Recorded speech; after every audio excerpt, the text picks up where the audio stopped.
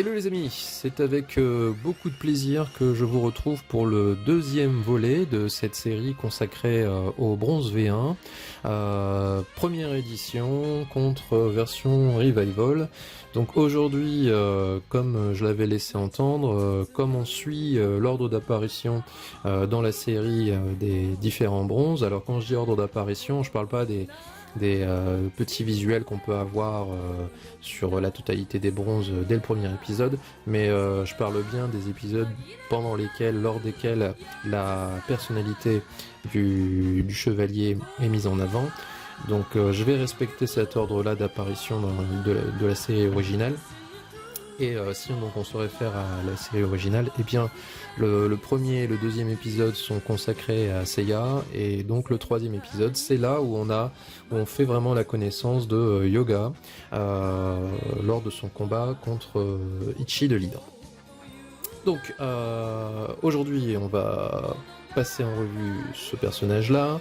On va procéder comme la dernière fois avec un comparatif entre la version Revival et la version première édition. Je vais procéder un tout petit peu différemment concernant le packaging, puisque là je vais mener ça de concert, tout simplement parce que vous avez déjà un peu connaissance des boîtes, puisque vous avez normalement vu la première vidéo. Donc ça sera à mon avis moins nécessaire d'y passer autant de temps. Alors, en face avant, nous avons un visuel qui a été totalement revu sur la version Revival, puisque vous voyez qu'on a changé notamment l'emplacement du personnage, au lieu de se retrouver à gauche comme sur la première édition. Bandai a décidé de le mettre à droite. Nous avons également une pose qui a été changée pour tirer parti du nouveau visage qui a été ajouté dans la boîte, le visage d'attaque. En dehors de ça, nous avons tout de même la présence du totem et les codes de couleurs qui sont quasi identiques. Toujours la même chose, on a un logo en bleu pour la version Revival et un logo en rouge pour la version première édition. Voilà pour ce qui est des différences en façade. Sur les côtés, nous avons le même type de différence que pour le Pégase, c'est-à-dire un personnage en armure sur un des côtés contre la vision de la Pandora Box pour la version première édition. Et puis à l'arrière, nous avons à nouveau des différences. Alors vous remarquerez par exemple ici que le personnage regarde vers la droite, vers sa droite, tandis que ici c'est vers la gauche. On a au chapitre des différences également des positions des personnages qui ont été changées, la pose d'attaque qui a été différenciée également sur les deux boîtes, et puis surtout cette partie-là qui montre bien les nouveaux visages de cette édition face à juste le visage unique de la première édition, casqué et non casqué. En dehors de ça, les codes visuels sont à peu près identiques, à ceci près que vous voyez qu'on a une vision de la constellation du cygne sur la première édition, là où sur la Revival on a simplement le cosmos de Yoga lorsqu'il fait son Nora Thunder Attack. Et puis le dernier côté, eh bien nous avons vision de la Pandora Box sur les deux boîtes. Je vous rappelle que la différence entre la Revival et la Bandai en termes de packaging, et la Revival et la première édition en termes de packaging, c'est le fait qu'on puisse ouvrir en papillon la première édition, ce que l'on ne peut pas faire avec cette version Revival. En termes de timing, alors ces deux figurines ne sont évidemment pas sorties au même moment. Cette version Revival de Yoga est sortie il y a très peu de temps. En fait, si je me souviens bien, elle a dû sortir aux alentours de juillet 2019, en tout cas, quoi qu'il arrive, 2019, là où celle-ci est sortie en 2010, donc forcément, nous avons le même écart temporel qu'il y avait entre le Pégase V1 première édition et la version Revival. Voilà pour ce qui est du packaging extérieur. Comme d'habitude, on va rentrer à l'intérieur et puis on va essayer de voir quelle différence il peut y avoir au niveau des blisters. A tout de suite les amis.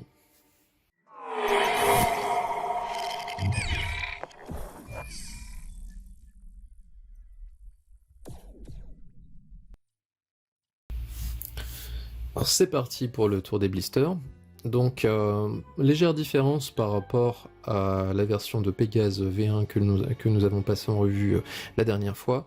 Il y a une réorganisation du blister en ce qui concerne la version Revival, puisque vous voyez que dans le blister principal, eh bien, nous avons les 2 visages supplémentaires qui ont été ajoutés là où il y avait le casque sur la version première édition. Donc, ce qui veut dire que le casque a changé de place et il est placé sur le blister secondaire, comme vous pouvez le voir ici. Voilà. En dehors de ces différences, eh bien, en termes de pièces, d'organisation de pièces, de nombre de pièces, on a des choses identiques. Donc comme je l'ai dit, 2 visages supplémentaires ici pour la Revival. Donc je ne vais pas vous les passer tous les deux en détail en revue, je vais vous en montrer un de près. Par souci d'équilibre, comme je l'avais fait la dernière fois avec la version Revival, je vais le faire avec la première édition. Donc le blister principal.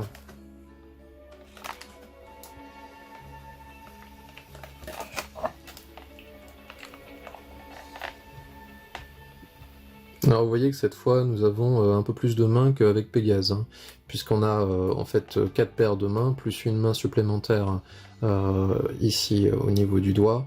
Bon. Bandai a été un peu plus généreux pour cette figurine. Et puis le blister secondaire.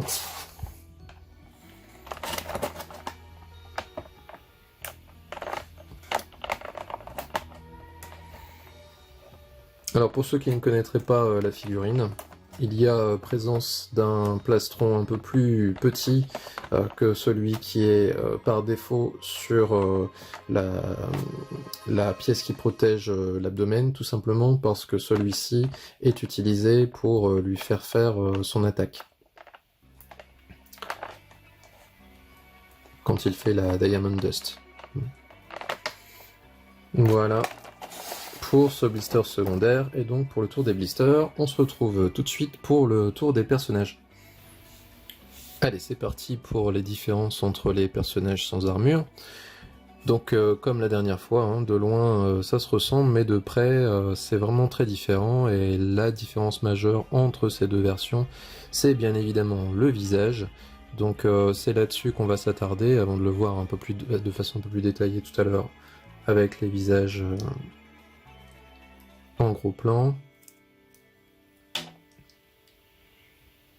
Vous voyez, donc différence de sculpture de chevelure, différence énorme en ce qui concerne le visage.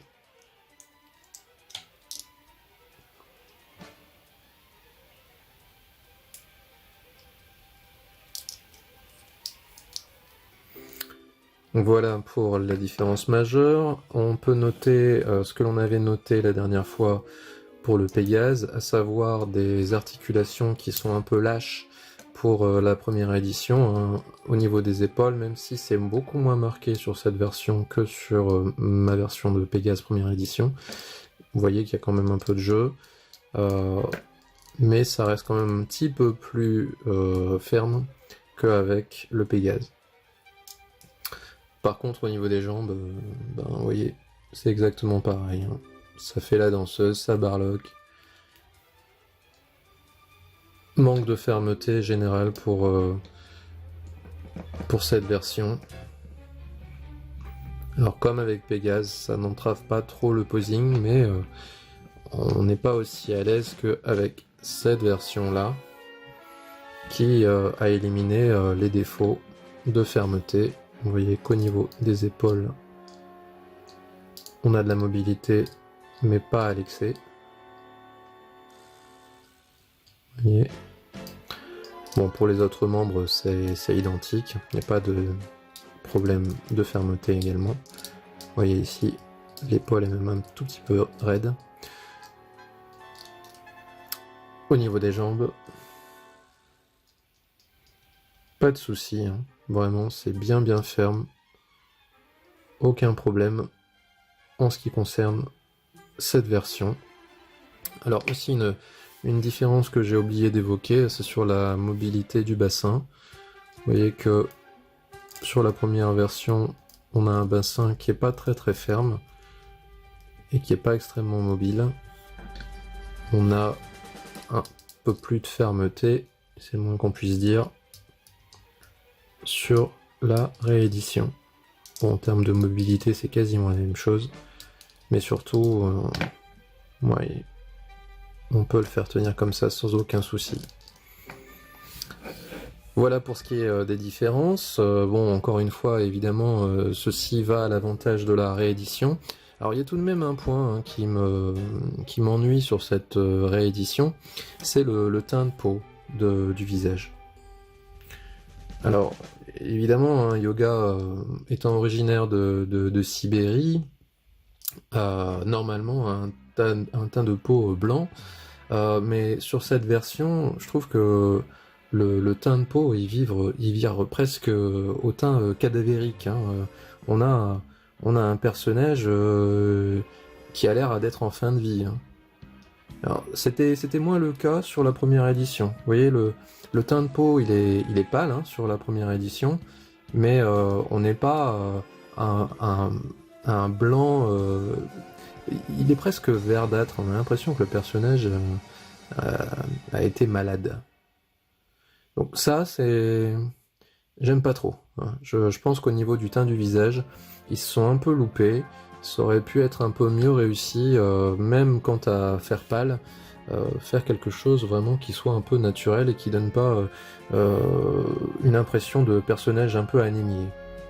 À titre de comparaison, je voulais vous montrer ceci. Donc ça, c'est la version de Yoga EX qui est sortie il n'y a pas très longtemps, en personnage du Verseau. Et vous voyez que le teint de peau n'est absolument pas celui qui a été choisi pour la revival. C'est pâle, mais c'est légèrement rosé, c'est un personnage vivant, c'est pas ça. Vous voyez, en dehors de toute considération esthétique, le grain de peau, pas du tout pareil. Là, c'est vraiment très très marqué. On a l'impression que là, il pourrait presque jouer dans The Walking Dead. Bon, voilà. Ça reste quand même bien meilleur du point de vue de l'esthétique que la version première édition, du point de vue des formes du visage et de la chevelure. Mais c'est tout de même pas parfait. Le teint de peau est quand même pas très très convaincant. Bon, voilà pour ce qui est des personnages à nu. On va passer maintenant au tour des mains, des visages et des pièces principales. Allez les amis, on est parti pour les mains et les visages. Donc comme évoqué tout à l'heure, on a vraiment une différence en termes de visage pour les deux versions, puisque un seul visage pour la première édition, contre 3 pour la version Revival.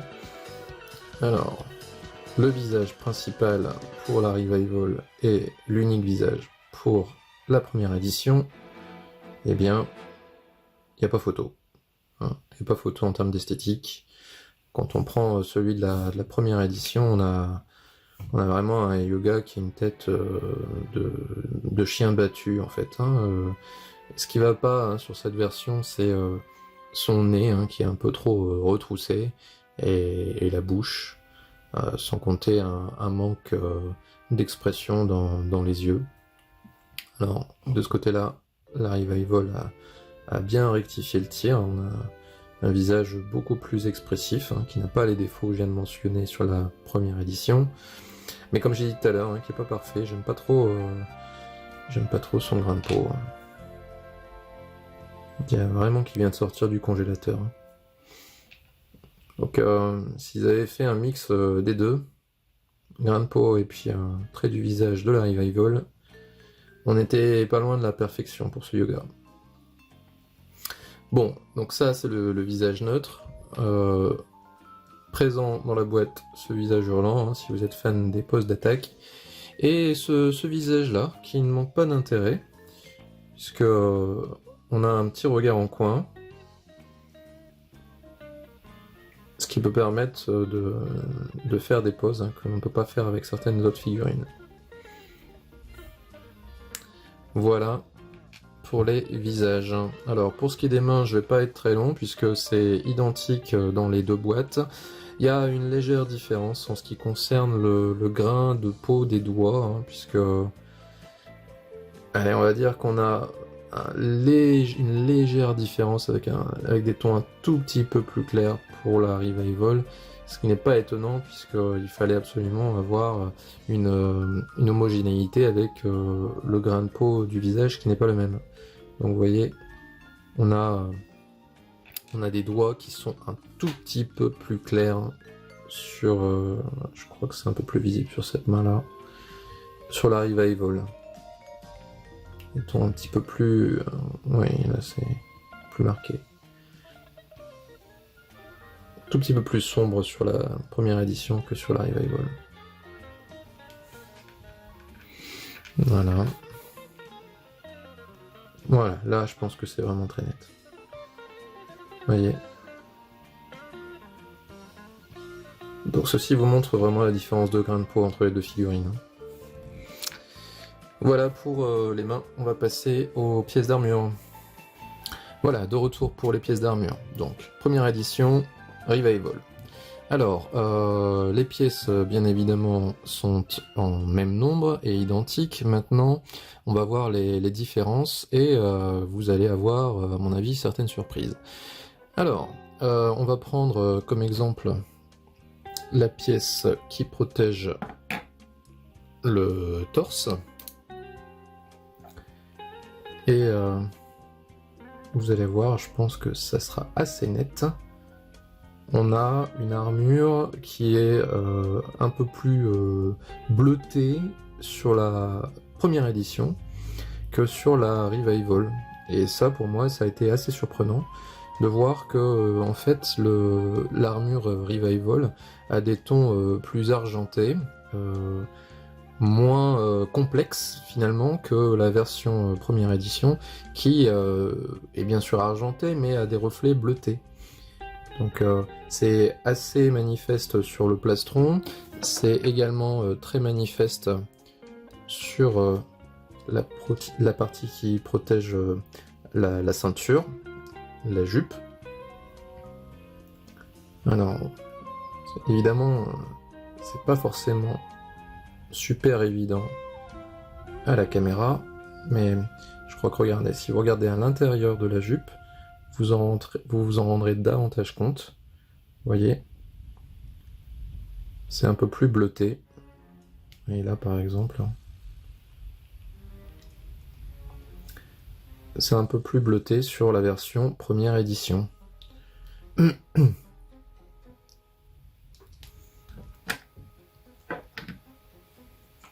C'est aussi quelque chose qu'on remarque sur le casque.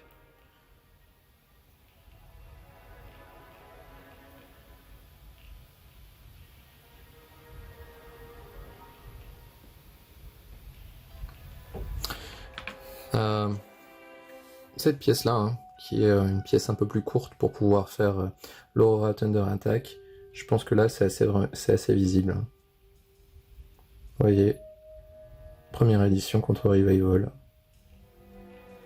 Et sur la partie intérieure, on le voit encore davantage. Vous voyez.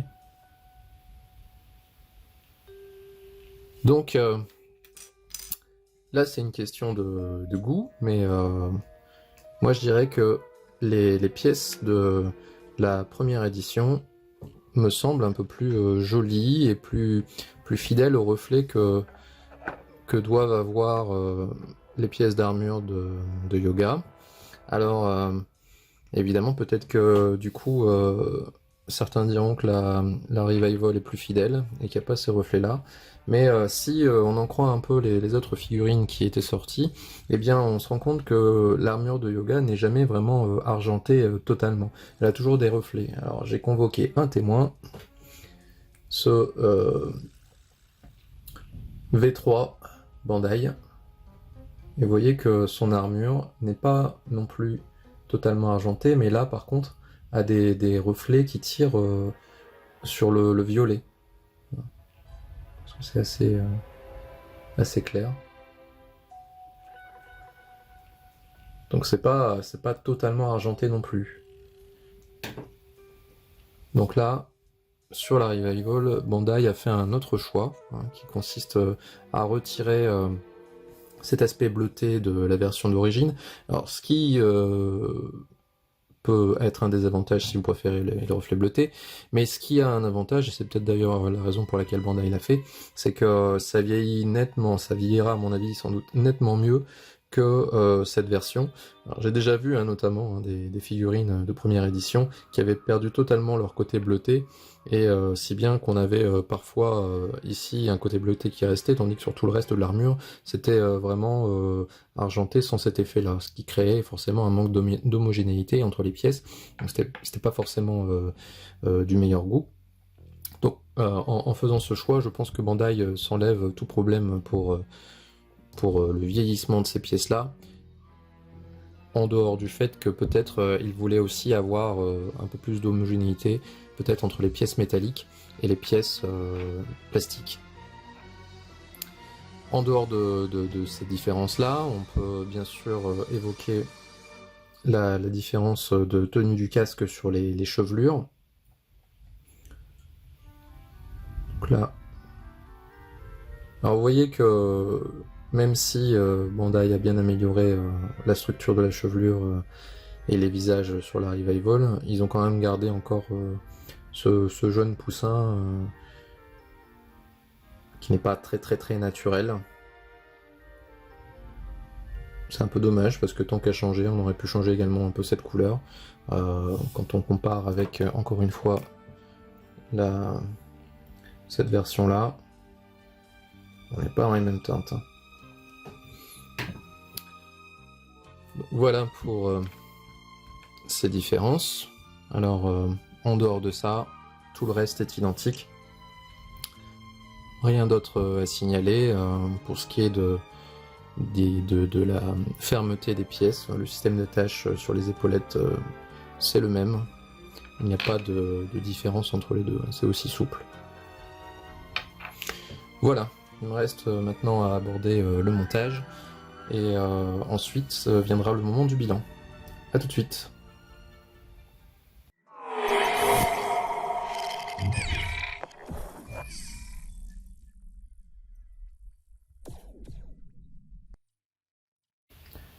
Allez, de retour les amis pour aborder ce montage. Alors, comme cette figurine a déjà été chroniquée, alors j'entends la Revival, a déjà été chroniquée par The CNS, et parce que j'aime bien être dans l'équité, je vais vous monter plutôt la première édition, puisque la dernière fois j'ai monté le Pégase Revival, comme ça on sera sur une équité parfaite. Avant d'aborder le montage, je voulais également évoquer un point que je n'ai pas évoqué tout à l'heure quand on a comparé les personnages à nu, mais vous voyez qu'avec le temps, eh bien, les pièces d'armure laissent des traces de peinture sur les bras. Alors c'est peut-être justement ce qui explique le choix de Bandai de changer un peu la couleur de la peinture, puisque vous voyez que ces reflets laissés sur la peau sont bleus, sont des reflets bleutés. Donc vous voyez là aussi également. Donc ce qui explique aussi peut-être le choix de Bandai d'avoir changé sa peinture, alors au détriment du côté bleuté, mais peut-être que sur le long terme, on n'aura pas ces dépôts de peinture qui sont vraiment disgracieux, surtout si vous choisissez par la suite d'exposer la figurine sans son armure. Bon, voilà, en guise d'introduction, on va aborder le montage. Alors, comme d'habitude, on retire les mains.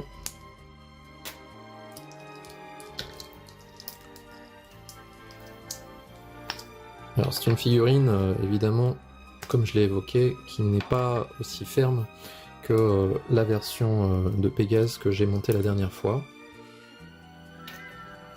Le montage ne devrait pas prendre trop longtemps non plus, puisque, comme pour Pégase, l'armure est relativement peu couvrante.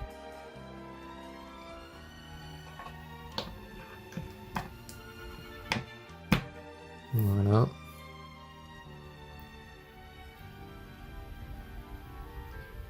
Bon, jolie jambière. On trouve vraiment l'armure de yoga ici. La première édition, j'entends.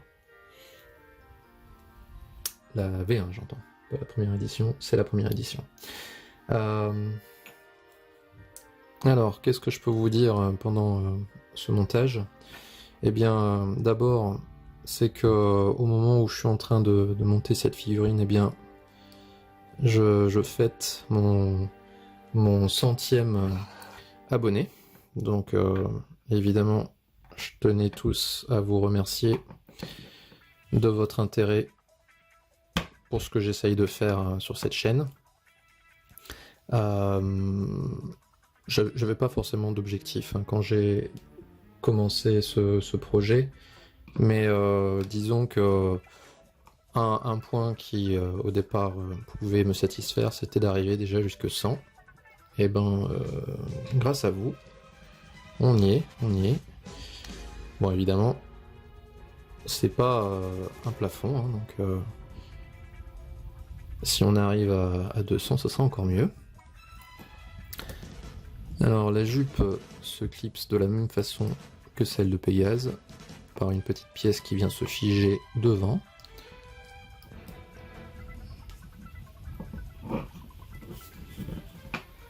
Voilà, je vous montre ça.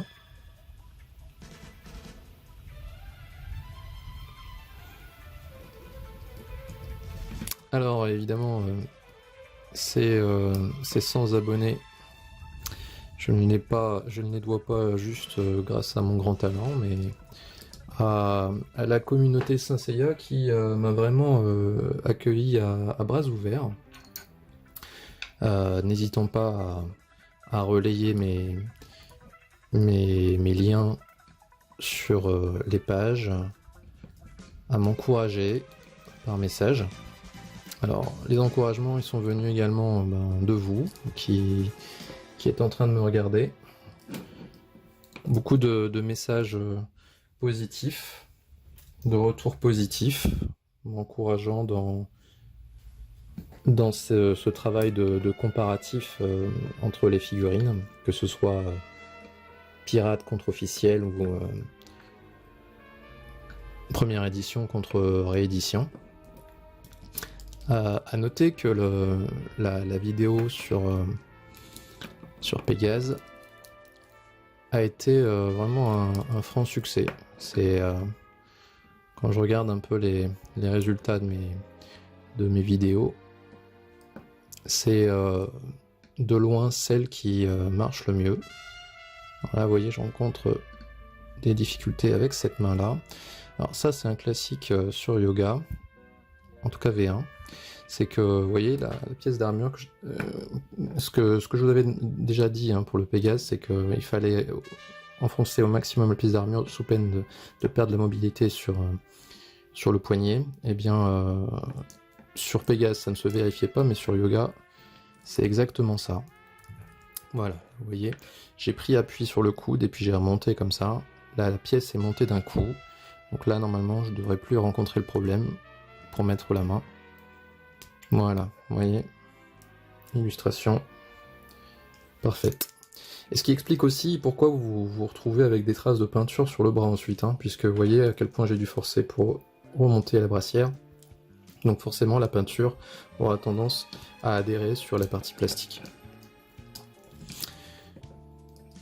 Voilà. Donc, comme je disais, perdu un peu le fil. Beaucoup de commentaires vraiment positifs, de retours positifs, me disant que c'était très intéressant ces comparatifs, et que ça venait en complément de plusieurs vidéos sur le même thème. Donc ça, évidemment, c'est très très satisfaisant, puisque c'était un peu mon objectif au départ. C'était d'avoir un peu une valeur un peu ajoutée par rapport à des choses qui existent déjà. Voilà. Ça servait pas à grand chose de faire la même chose, surtout en faisant moins bien. Donc du coup, je suis parti un peu sur un chemin différent. Alors j'ai opté pour les mains ouvertes. C'est pour la pose que j'ai choisie. J'ai déjà une petite idée. Alors, vous voyez que ici, la jonction se fait pas forcément magnifiquement entre la partie bouclier de la brassière et puis le cache-main derrière. Mais ça, c'est la même chose sur la réédition. Ils n'ont pas amélioré le système. Bon, alors on va aborder le plastron. Alors pour le plastron, je voulais simplement vous évoquer un petit détail que je vois parfois hein, sur les photos qui apparaissent sur les groupes notamment. C'est que ce plastron, il a cette partie-là qui est faite normalement pour accueillir les ailes. Donc évidemment, si vous ne mettez pas les ailes, eh bien vous la retirez. Hein. Alors évidemment, quand on expose la figurine, en général, on ne l'expose pas de dos, mais si vous avez une position de 3/4, eh ben, on peut deviner cette pièce, et c'est pas très très esthétique si elle ne contient pas les ailes. Et normalement, on ne doit pas les contenir, puisque dans cette partie de l'animé, les ailes, on ne les voit pas. Bon, pareil que pour Pégase, hein, la fixation se fait sur le devant. Et là, vous avez le choix entre mettre cette grande pièce-là, ou mettre la plus petite, si jamais vous voulez lui faire la position d'attaque. Voilà. Bon, vous voyez, je vous ai dit que le montage ne prendrait pas longtemps. Ça se vérifie. Les épaulettes, donc toujours le même système d'attache. Faire attention, mais voilà, ça se clipse tranquille.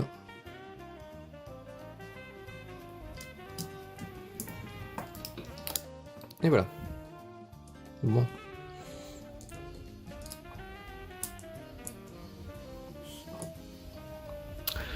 On va lui mettre son casque. Alors j'ai préparé... en fait j'ai pas touché ce que j'ai montré tout à l'heure. Hein. J'avais déjà fixé la chevelure dessus. Donc je l'ai pas enlevé. Alors pour fixer le casque sur la chevelure, c'est pas très très compliqué. Hein. Simplement il faut glisser un peu en dessous des mèches, vous voyez. Cette partie-là. Et ici également. Ensuite, bon, c'est pas très difficile.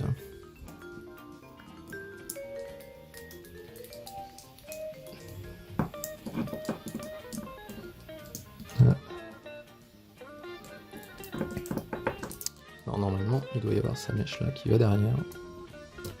Voilà.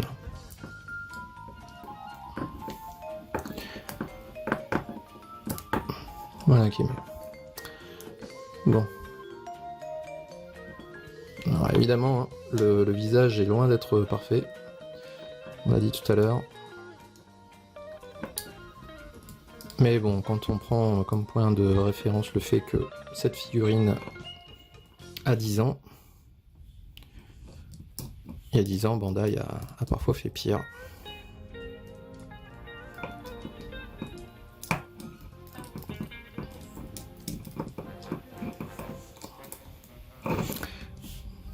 Là, je suis en train d'aborder mon an mal an ma pose finale. Alors, vous voyez que le manque de rigidité de la figurine ne facilite pas le posing. C'est le moins qu'on puisse dire.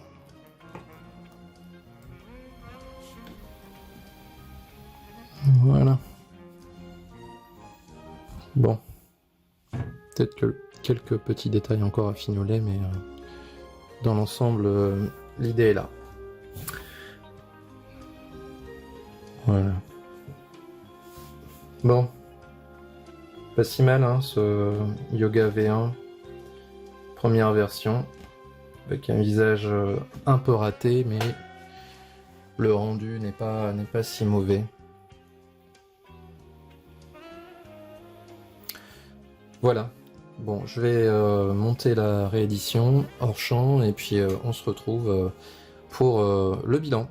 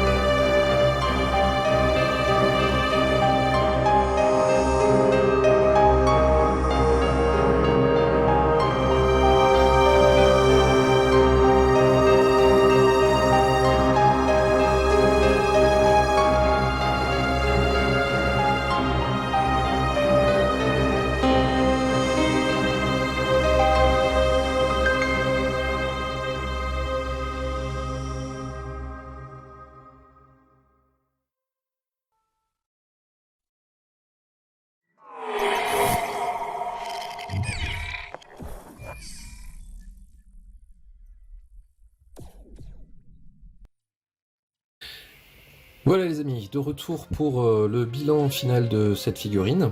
On va simplement, juste avant de donner les qualités et les défauts de chacune, je vais évoquer le montage de la Revival que j'ai fait hors champ.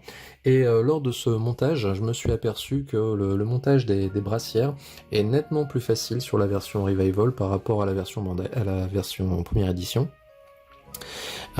J'ai vraiment eu beaucoup moins de mal à positionner les brassières hein, sur les bras, aussi bien du côté droit que du côté gauche. Alors ceci me fait dire que sans doute Bandai a revu soit le diamètre des attaches des brassières, soit imperceptiblement les bras sont peut-être légèrement moins épais que la version première édition. Mais toujours est-il que on a vraiment nettement moins de soucis pour avancer les brassières le plus possible pour ne plus avoir ensuite de problèmes pour le positionnement des mains et la mobilité du poignet. Donc tout ça me fait dire que Bandai ne s'est pas simplement contenté de mettre un nouveau visage sur la même armure. Ils ont essayé quand même de régler quelques soucis qui se sont posés avec cette première édition. Le problème, rappelez-vous, de la peinture qui se dépose sur les membres de la figurine. Ce problème aussi donc de montage des brassières et donc des mains qui en découlent. Bandai a travaillé un petit peu pour améliorer cette figurine. Je pense que c'est établi. Maintenant, si on fait un peu le bilan de ce comparatif, pour moi c'est plus contrasté que le premier comparatif sur le Pégase, c'est-à-dire que j'ai pas un clear winner ici. On a sans doute des avantages pour la Revival, hein, on l'a évoqué, les cheveux refaits, les visages supplémentaires et surtout ce visage qui soit neutre ou celui avec le regard en coin qui esthétiquement est vraiment bien supérieur à celui de la première édition. On a aussi cette rigidité native de la Revival qui fait que c'est un plaisir de le manipuler. Hein. Il tient en place, c'est beaucoup plus difficile d'arriver à un résultat, même pour une pose pas très compliquée, pas très évoluée comme celle-ci. Ça demande quand même du travail avec la première édition, ce qui ne pose pas problème avec la Revival.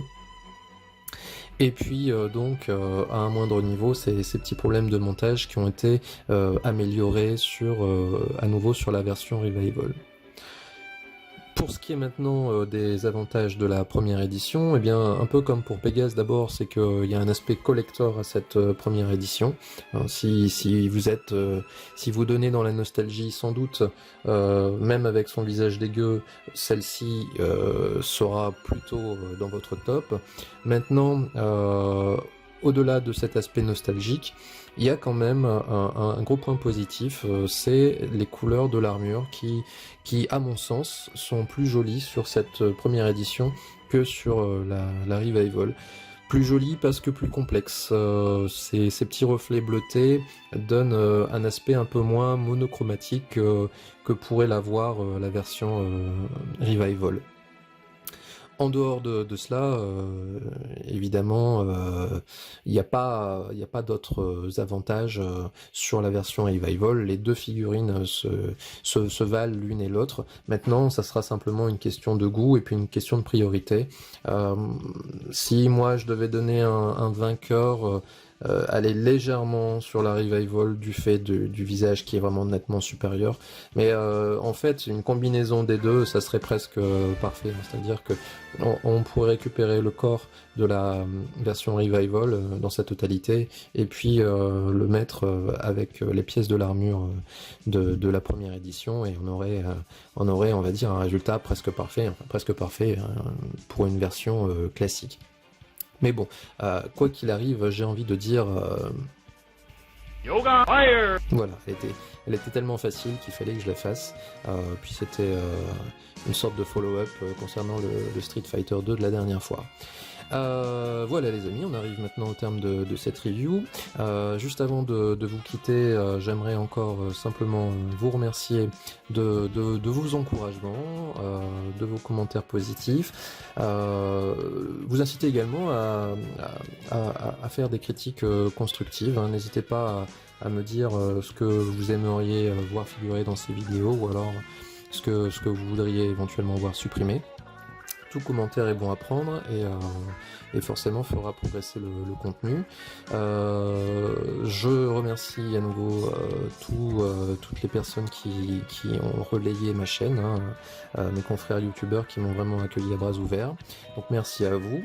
Et puis simplement vous inciter à partager cette vidéo si vous l'avez appréciée, à vous abonner pour faire qu'on arrive très vite à faire grimper le compteur 200 vers jusque 200. On va essayer de se fixer cet objectif là. Et puis simplement vous dire qu'on se voit lors de la prochaine review. Si vous avez suivi ce que j'ai dit tout à l'heure concernant l'ordre de ces reviews, vous avez déjà une petite idée de quel personnage je vais passer en revue la prochaine fois. Et puis d'ici là, comme d'habitude, portez-vous bien.